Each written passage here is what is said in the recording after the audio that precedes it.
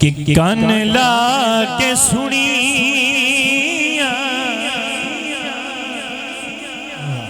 میرے آقا نے عرضاں تے دکھڑے سنا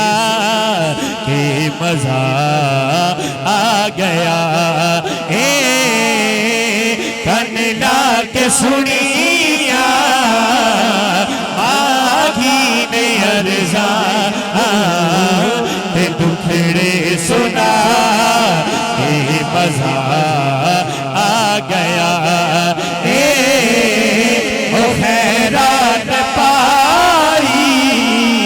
میرے مصطفیٰ نے او خیرات پائی میرے مصطفیٰ نے کہ چولی پھیلا کہ مزہ آ گیا او خیرات پائی میرے مصطفیٰ نے کہ چولی پھیلا کہ مزہ آ گیا جدوں دیاں پڑیاں میرے آقا نے دورا نہ رہیاں نے تھوڑا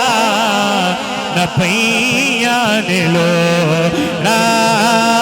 جدوں دیاں پڑیاں جدوں دیاں پڑیاں اے سونے نے دورا نہ رہیاں نے تھوڑا نہ پہیاں نے لوڑا بھول گئے نے گیتا تے غزلاں دے چسکے او دے گیت گا کہ مزہ آ گیا او خیرات پائی میرے مصطفیٰ نے کہ چولی پھیلا کہ مزہ آ گیا جڑا شیر میں کیا بات لمبی ہے لیکن میں آخری شیر پیش کرنا حضور دا دیوانہ جدو مار کے قبر چ گیا دنیا دے معاملات ہور نے اسی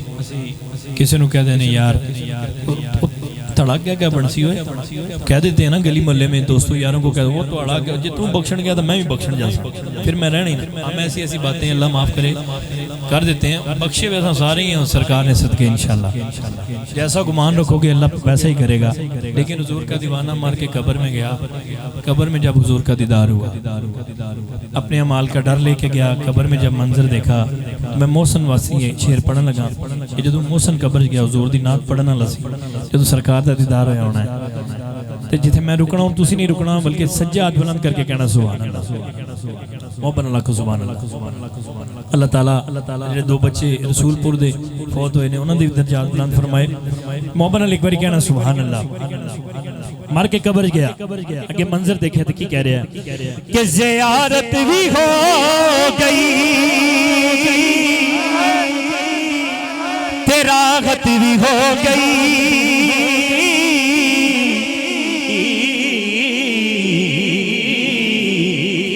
زیارت بھی ہو گئی تراغت بھی ہو گئی اوہ اکھیاں دی نالے تلاوت بھی ہو گئی شاکر سائے میں مرے کولوں ڈر دے اور قبر وچ تیار کہ مزہ آ گیا محسن سائے میں مرے کولوں ڈر دے قبر وچ تیار کہ مزہ آ گیا او خیرات پائی میرے مصطفیٰ نے کہ چولی پھیلا کے مزہ گیا